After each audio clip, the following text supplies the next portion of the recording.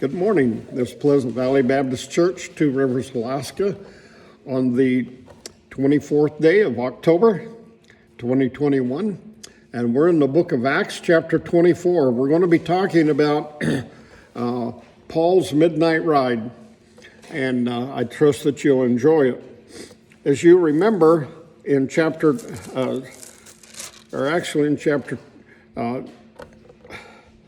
23, Paul has started a defense of himself. He's been captured, if you please, mobbed, ready to be killed by the Jews. And the centurion, the captain there in Antone's fortress, has rescued him from the people, from the Jewish people. And the next day they want to have a inquest and so forth. And so the chief captain brings him down, and the Jews almost kill Paul. Excuse me. Now, the Lord has told Paul when he goes to the city of Jerusalem, you're going to be bound. And sure enough, he finds himself in jail. And the Lord has brought a very interesting man into his life, the chief captain. We'll find his name in verse 26 of chapter 23 here.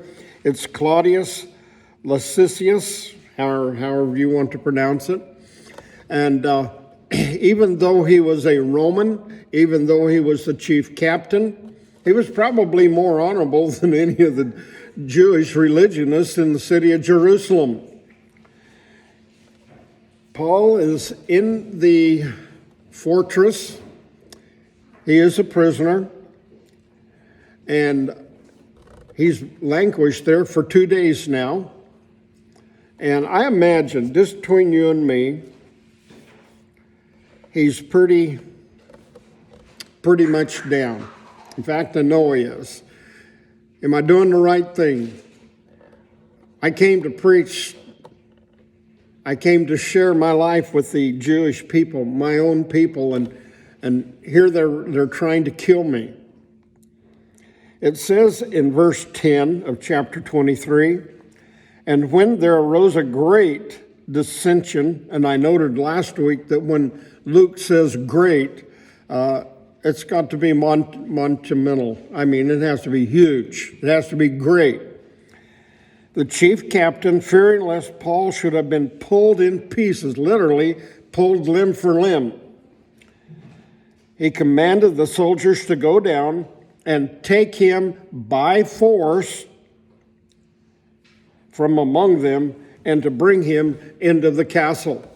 So they brought him into the castle. He's laying there. He can't preach. He can't witness. He's probably really in bad shape. And this is kind of where I want you to understand.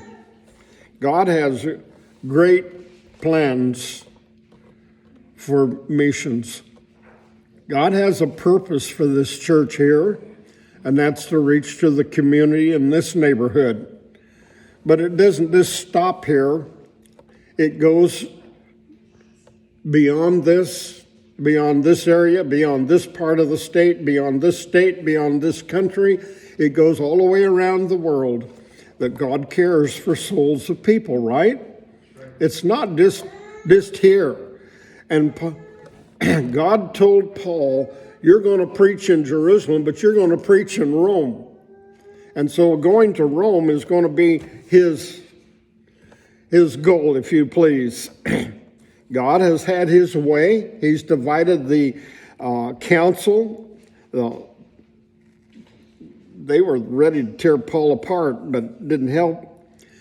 But now what he's doing is he's going to comfort his servant. He's going to come to Paul and going to encourage him. And it says here in verse 11, and the night following, the Lord stood by him.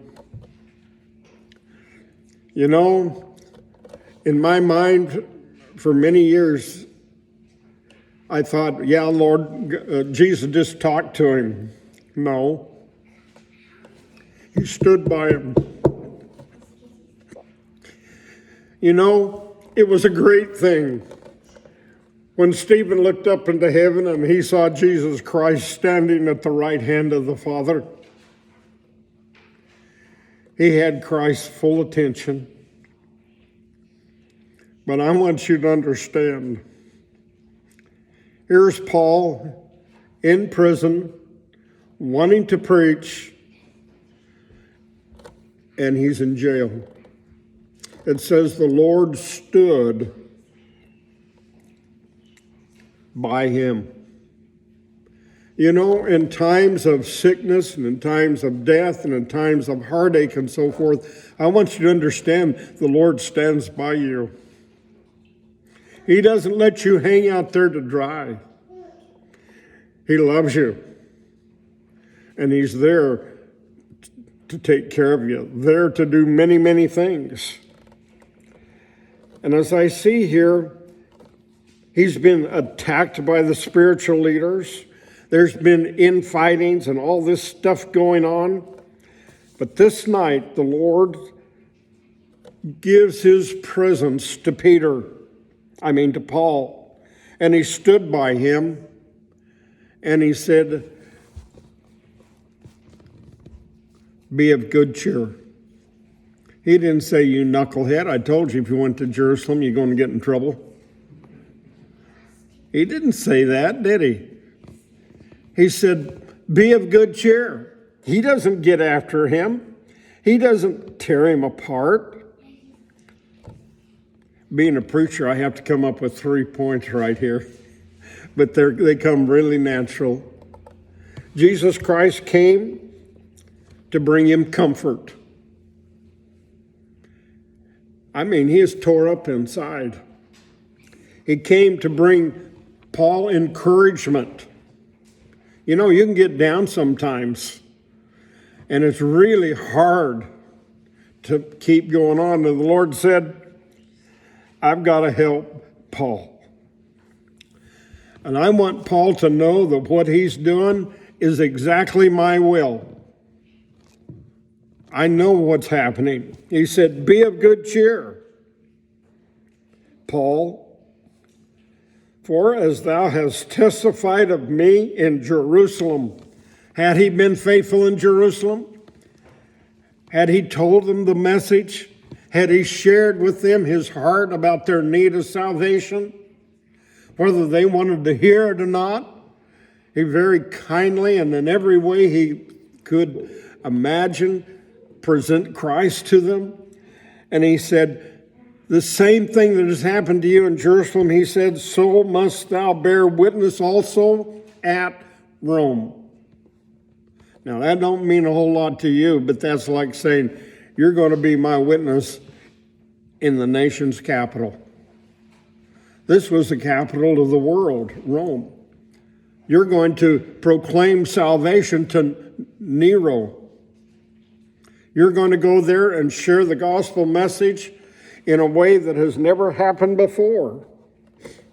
He's not finding fault with Paul. He hasn't abandoned Paul.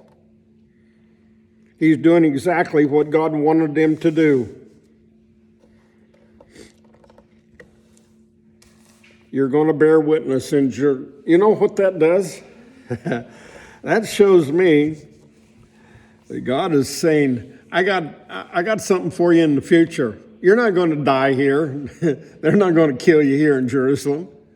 These Jews aren't going to kill you. He said, because you're going to preach for me at Rome. Now, folks, between Jerusalem and Rome, there's a great big body of water called the Mediterranean Sea. And in the chapters coming up, you're going to find him on a ship that's in the midst of a terrible, terrible storm. The boat wrecks in the sea. The people have to grab on pieces of ship and boards and anything that float and scramble to a nearby island. And then Paul gets bit by a venomous snake and so forth. He said, you're going to preach in Rome. So he's not going to die in the Mediterranean. He's not going to die from shipwreck. He's not going to die from snake bite. He's going to preach in Rome. You know, that kind of, for a man of Paul's nature, that's kind of like saying, sick 'em. I mean, get with it. These things are going to happen. You put on a full press here. Verse 12. And when it was day, certain of the Jews banded together and bound themselves under a curse, saying that they would neither eat nor drink till they had killed Paul. Oh, that's kind of interesting. Verse 13, and they were more than 40 which had made this conspiracy. There's 40 men there that have vowed to kill Paul. Now have you ever had somebody vow to kill you? Have you ever looked down the wrong end of a gun? I'll tell you, it does some soul search to the heart. I've been there. You see, there's going to be some fanatics that are going to have a conspiracy. They have a plot, and they are going to try and kill one preacher. 40 of them. These are Jewish zealots. They've taken an oath. Notice it says in verse 12, saying that they would neither eat nor drink till they had killed Paul. Now, just a minute. What had Christ said back in the verse before this? He said, "You're going to preach in Rome." I want to just be joking about this, but they're sure going to get thirsty and hungry. I think it's, 3-4 days about the most you can go without water? And about 40 days is about the limit to not eat. Something has to give there, because he's not going to die. I'm going to tell you right up front. You see, if they really did that, they could go to the chief priest and to the religionists, and they could get a forgiveness. Now, I want you to think about this oath they've made. The Lord said, "Thou shalt not kill," whether it's Paul or themselves. He said, don't do it. But you know what they was fantasizing here? They was fantasizing that they could sin, and because they was doing what they thought was God's will, they'd be forgiven. Now, isn't it amazing how convoluted religionists can get and deny their very foundation of their faith? It drives me nuts to think about people to think that they can void God's word some way and pretend like they're doing God's will. Get rid of this fanatic. Get rid of this terrible preacher. I want to say here one thing. Whether it's a church or an individual person, we always have to make sure we are really on the right track. And folks, if you go against God, how do you expect to succeed? How do you expect to go on? When you go in the face of what God said not to do, and you say, I'm going to do it anyway because that's the way I want it to turn out, you're bound for failure. Now, these people, I can just see them, can't you? They're talking about this and they get so hyped up. The men in the Sanhedrin and in the council and so forth, they're not trying to stop them. They're wanting Paul dead too. And I can just hear the talk, can't you? There's 40 men out there that have vowed to kill Paul.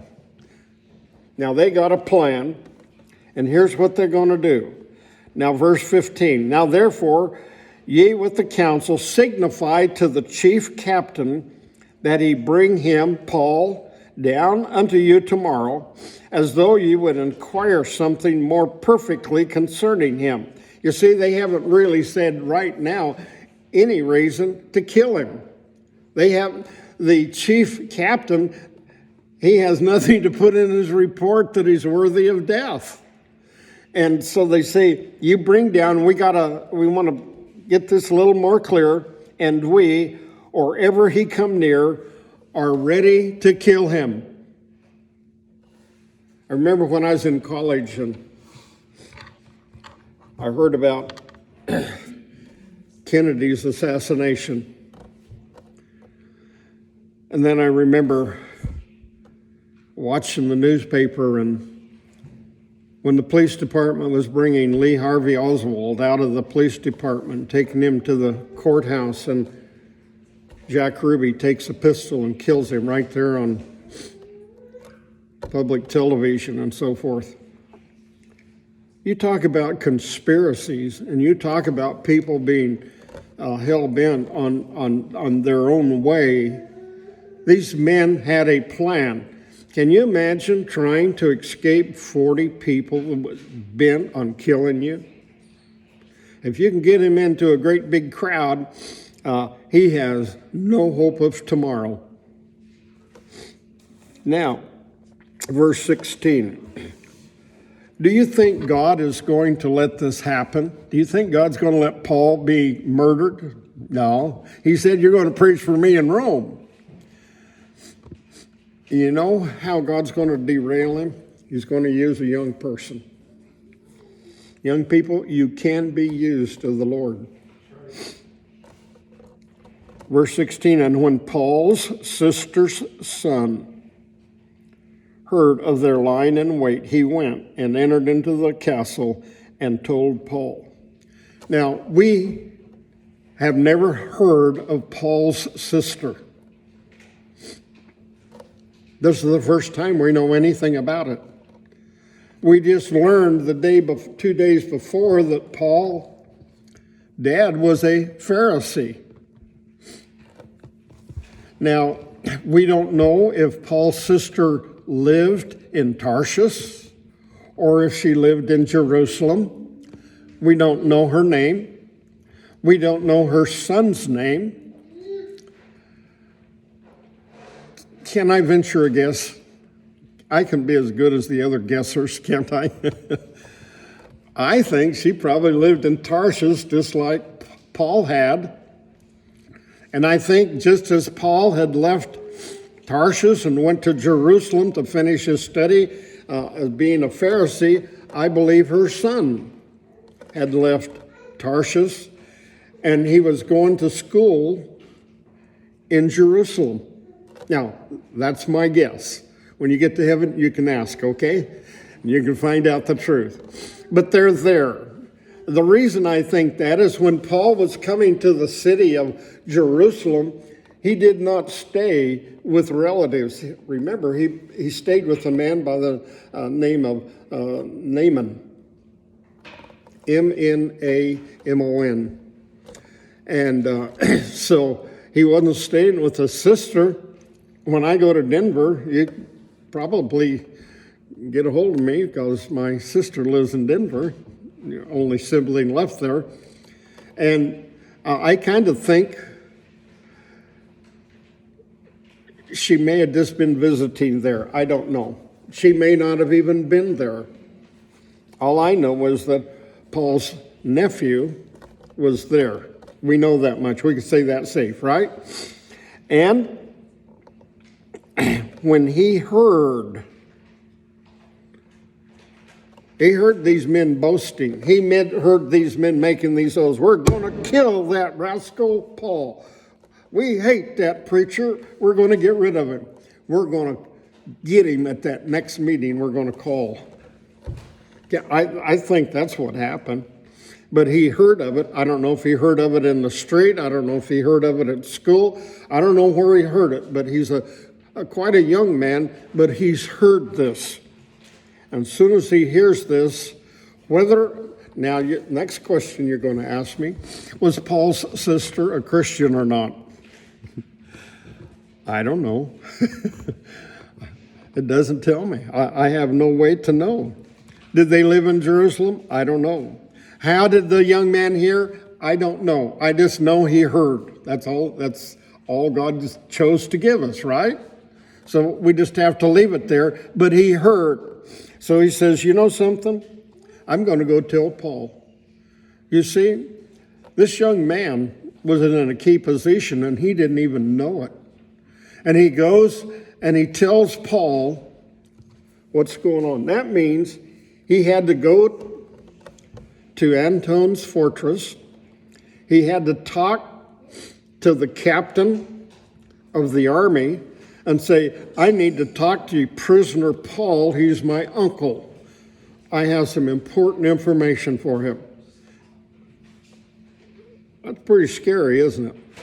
This took some real courage from this young man. And he said, you know, it's life and death. I'm going to do it anyway. Verse 17.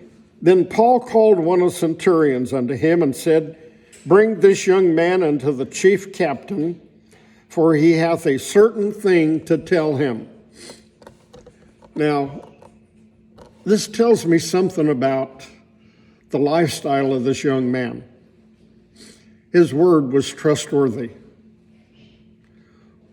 When he told Paul this story, Paul believes him. There was a certain gravity to his voice. There's a certain design there. And you know something? I don't know if this young man was a Christian or not, but I'll tell you this much. God was using him, wasn't he? He was doing the work that God was going to have him to do. And then he said, I want you to go talk to the chief captain. And Paul calls one of the centurions. Now, I don't want to get bound down here, but the New Testament's view of centurions, that's a captain of 100 men, is always spoken of in kind language. Think of this, a man that was in charge of 100 soldiers.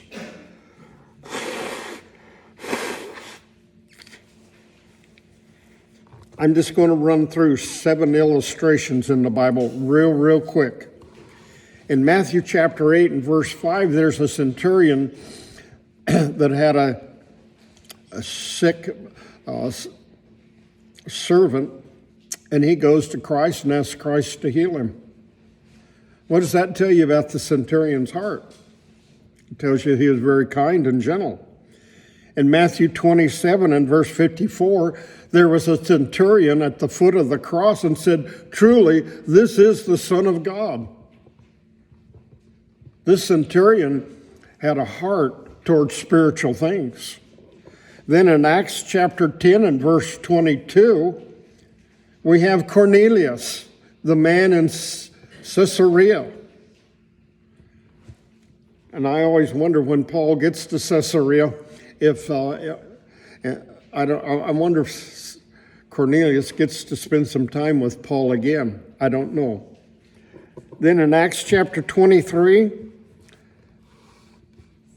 and verse 17, a centurion recognizes Paul as a Roman citizen and reports it to his commanding officer, thus saving Paul's life.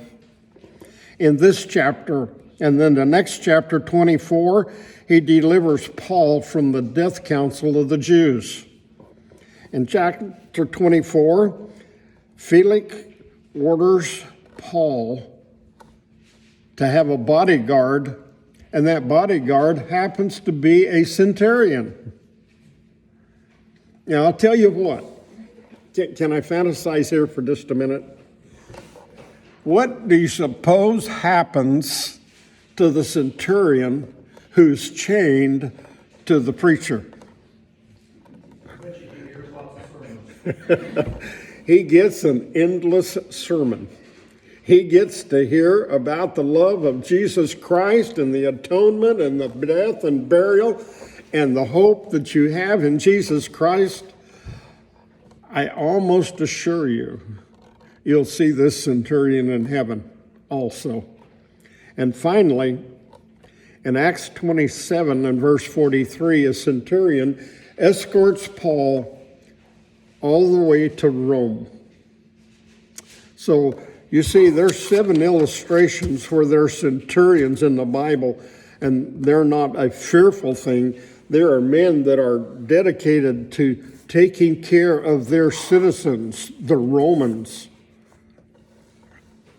You know, I'm not afraid to meet a Navy SEAL in the dark. I think they have a desire to save American citizens. You know, and I see it's people that are conspirators and so forth that have the problem.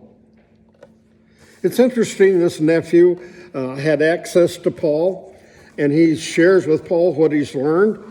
Now, he says, Paul says, I want you to go talk to the chief captain. He's going clear to the top. In verse 18, so he took him, the centurion, and brought him to the chief captain and said, Paul, the prisoner, you see the phrase he's going by now? Paul, the prisoner, called me unto him and prayed me to bring this young man unto thee, who has something to say unto thee. Centurion said, I took this man from Paul, and I'm bringing him to you, and he has something important to tell you.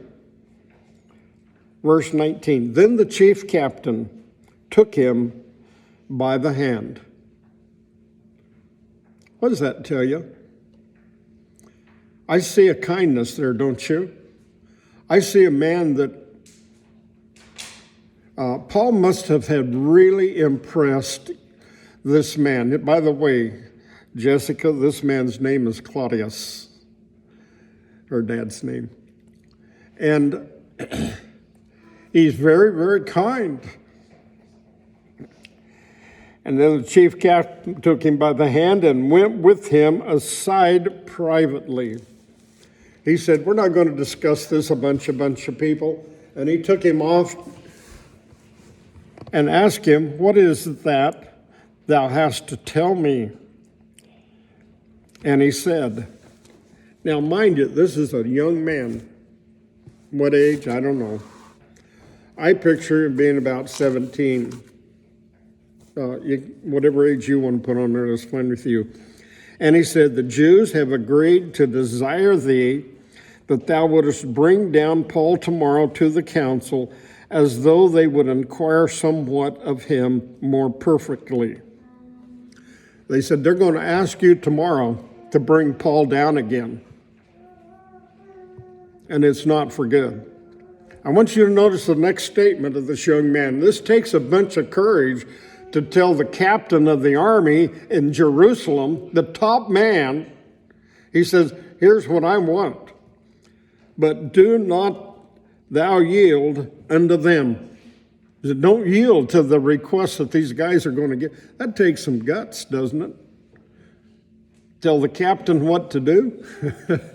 He said, for there lie in wait for him of them more than 40 men, which have bound themselves with an oath that they will neither eat nor drink till they have killed him, and now they are ready, looking for a promise from thee.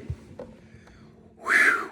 This young man puts the chief captain on the point. He said, my uncle's life rests in your hands. That takes courage. Let me ask you, do you think this young man liked Paul? Why else would he adventure his life if he didn't? I believe he loved his Uncle Paul. He said, Don't let them have him, because they're going to kill him if you take him down there. Now, you have to think with me. This chief captain has promised his government to protect all Roman citizens. That's his job. And this young boy has, I think he's pushed the right button. I read the rest of the story. And he has something to go on here. Verse 22. So the chief captain then let the young man depart, and charged him, See, thou tell no man that thou hast showed these things to me. He said, don't you tell a soul what you've told me. I see the chief captain trusting this young man. He doesn't tell the young man what he's fixing to do. The young man has been very straightforward to the chief captain and asked that you don't let the Jews have him tomorrow. And he says, don't you tell anybody what you've told me. And you know why? Well, you know why, because he's going to do something between now and then to short circuit their plans. The Lord has put in the chief captain's heart, I call this divine providence, that the design of these 40 men and the chief council and the Sanhedrin and so forth, their plans are going to shipwreck because one young man was willing to speak up and tell the truth. And he said, don't tell anybody. Just don't say a word. He's not asking him to lie. He's not asking him to do this or that. He just said, don't talk to anybody about it. Period. A wise captain. Verse 23. And he called unto him 2 centurions. Now remember, they were leading 100 men each. Make ready 200 soldiers to go to Caesarea. Now these are soldiers in full armament. To say they was in full pack.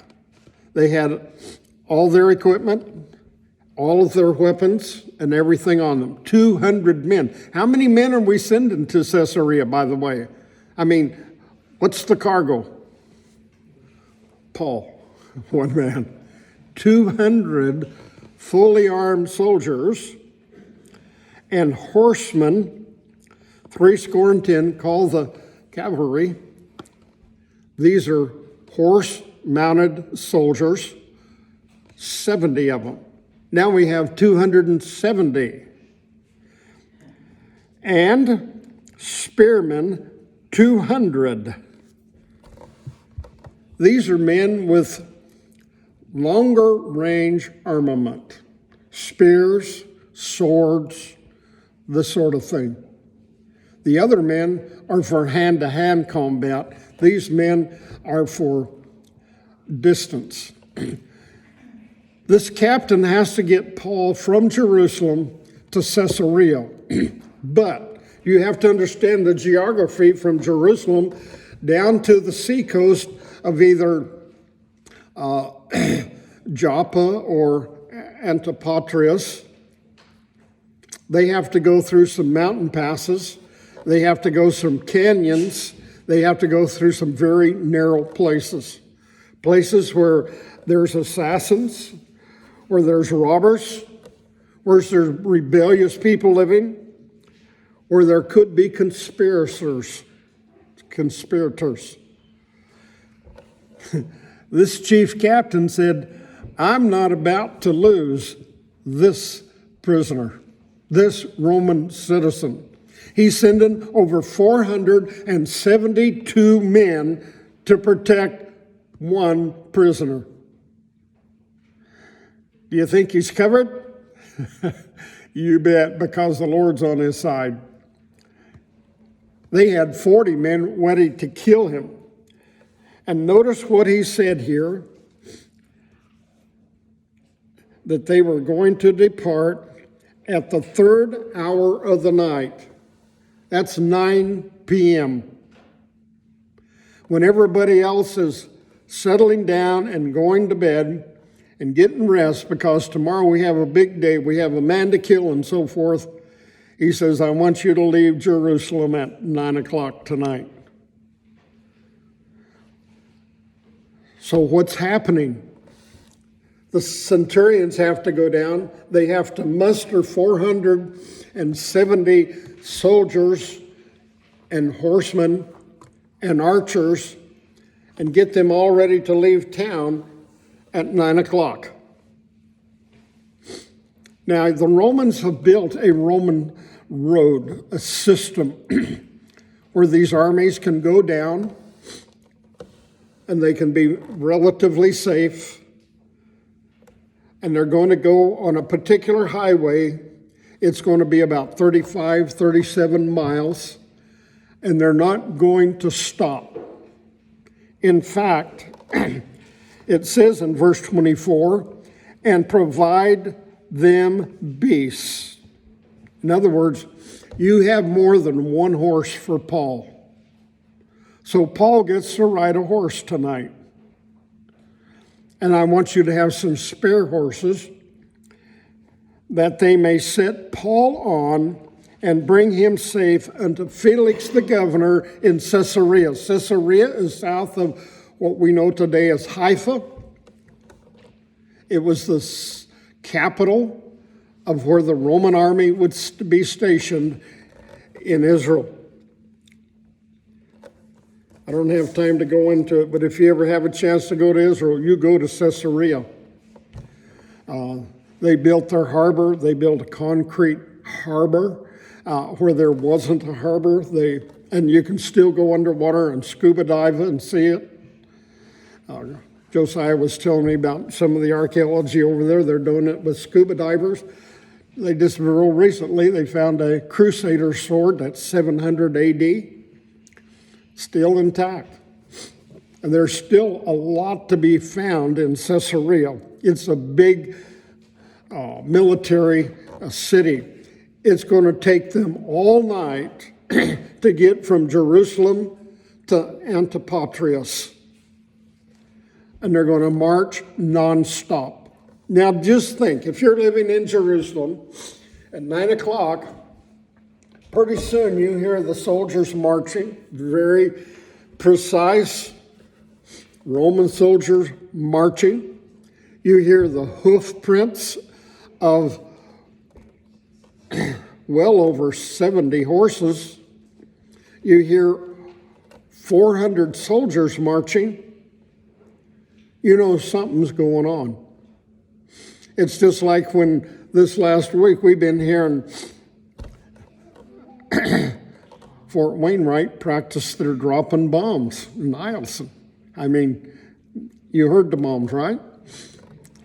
As these soldiers was leaving Jerusalem, I wonder what the Romans are doing tonight. And the very guys that were going to kill Paul tomorrow, they're going to bed. And the chief captain is marching Paul out of town.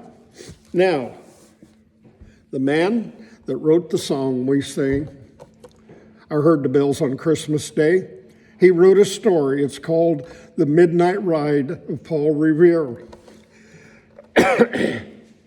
Paul Revere, on April the 18th, 1775, is very, very active. He's a silversmith. By the way, he invented how to roll copper. He invented in America how to make gunpowder. He was very active politically. He was actually at a very important tea party in Boston Harbor. And Paul Revere borrows the fastest horse available to warn two people, John Adams and John Hancock, our future president, and the man that was president of the Constitutional Committee, John Hancock. He had to ride and tell them, you got to get out of town tonight. The British are coming. And they're looking for you. And it's a matter of fact. Paul Revere gets on his horse, or a borrowed horse, Brown Beauty, and he rides for 2 hours hard, and he gets to where they are and says, go hide, the British are coming. And he tells them they're coming a particular route. Henry Wadsworth Longfellow writes the poem, The Midnight Ride of Paul Revere. By the way, some of Paul Revere's platters and silver work and so forth is still in existence today. I want to entitle this sermon, The Midnight Ride of Paul the Prisoner. Now, he gets to ride this time. He doesn't have to walk. He has an escort, bar none, over 472 men escorting one person. And folks, it is not the milk run, it is nonstop. These soldiers, all 470, they have to march till they get to the Mediterranean Sea.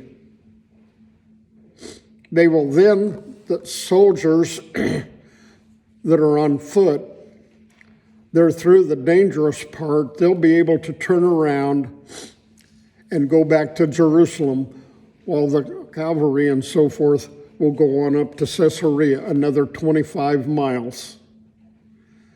So this is going to be a long endurance race. The assassins are going to be left in Jerusalem. They're going to leave at 9 p.m., and their destination is the Roman highway to Antipatris. We read,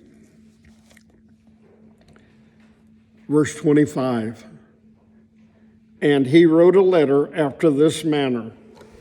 Now, did Luke actually read the letter or not? We don't know. I'm not even going to venture. But when we write a letter, we say, Dear John Doe. And at the end, we say, sincerely, me. Okay? Well, the Romans wrote it differently. They started up here and said, me is writing to you. Okay? Claudius Lysias, however you want to pronounce that, that's the chief captain. That's the first time we have this man's name. He said, unto the most excellent governor, Felix sendeth greetings. Notice here that Luke uses the phrase, most excellent Governor Felix. Now, if you read back in the book of Luke and you read the beginning of the book of Acts, he says, I've written this letter unto most excellent Theophilus. This tells us that that Luke was writing to Theophilus, who apparently was an important political person, to proclaim to this man the truth of the scriptures. I, Claudius, unto the most excellent governor Felix, sendeth greetings. This man was taken of the Jews, and should have been killed of them. Then came I with an army, and rescued him, having understood that he was a Roman. Now, there's questions here about this man's authenticity. Some of the theologians take him to task for lying. This captain was smart enough to listen to his men and so forth, and his men told him, this man's a Roman, you better not beat him, because if you do, you're going to get in legal trouble. Anyway, the captain says, I understood that he was Roman. Verse 28, and when I would have known the cause whereof they accused him, I brought him forth unto their council, and he did that, whom I perceive to be accused of questions of their law, but to have nothing laid to his charge worthy of death or of bonds. What did the captain say here? He said, this guy's not worthy of death. This guy is only called in question of some of their legal theological questions. This man isn't up to being murdered. I'm going to stop right here for a second. 3 times Paul has to get out of town at midnight. After he first got saved, he was in Damascus. How did he get out of town? They had set about to kill him. Well, they had to let him out a window in a basket, remember, in Damascus? That was in chapter 9. In Thessalonica, in Acts chapter 17 and verse 10, they had to sneak him out of Thessalonica at night and get him on to Berea. And here, this is the 3rd time that he has to leave Jerusalem in the middle of the night. He must have been really a sly fox, huh? He must have been really a bad character to have to slip out of town. Have you ever read the history of E.T. Barnett? Have any of you read it? He was a banker. He was a professional man here in town. You need to read the book. I'll just whet your appetite a little bit. He had to get out of town, and one time it was in a dog sled. He was covered up like freight, and his wife was on the sled, and he got out of town that way. Another time it was on a horse and a carriage, and he snuck out of Fairbanks. Not real savory business-like, right? When you're sleeping out of town at night. And that's kind of the way Paul was going here. And he said in verse 30, and when it was told me how that the Jews had laid wait for the man, I sent straightway to thee and gave commandment to thine accusers also to say before thee what they had against him, farewell. That's like saying, sincerely yours. Then the soldiers, as it was commanded them, took Paul and brought him by night to Antipatris. That's the city that the Romans had built just north of Joppa. On the morrow they left the horsemen to go with him and returned to the castle. So the 400 men went home, and the 70 horsemen went on to Caesarea. In verse 33, who, when they came to Caesarea and delivered the epistle to the governor, presented Paul also before him. And when the governor had read the letter, he asked of what province he was. And when he understood that he was of Cilicia, I will hear thee, said he, when thine accusers are also come. And he commanded him to be kept not in the prison, but in Herod's judgment hall. Pretty kind to him. Kind of interesting, isn't it? This is a letter to a king. I'll just tell you this much about Festus. He was a rat. He was a king, but he had been bought out of slavery. He'd been a slave for the king's wife, and she really liked him. She bought his freedom, and he became a politician, and he said he ruled as a slave would rule. I want you to notice this is Paul's last departure from Jerusalem. Paul will never be back to Jerusalem.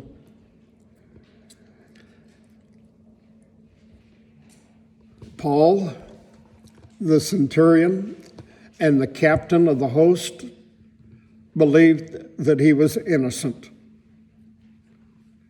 And don't you see the providence of the Lord here in delivering Paul?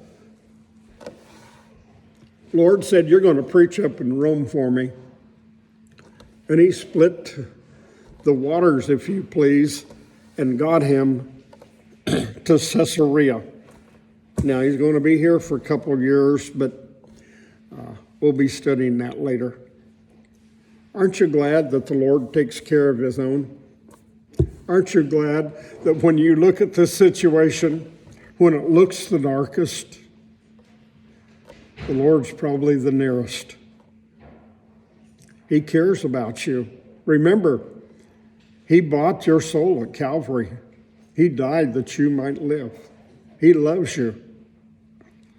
The question is, what will you do with him? Would you trust him? Would you say yes? Jesus said, I'm the way, the truth, and the life.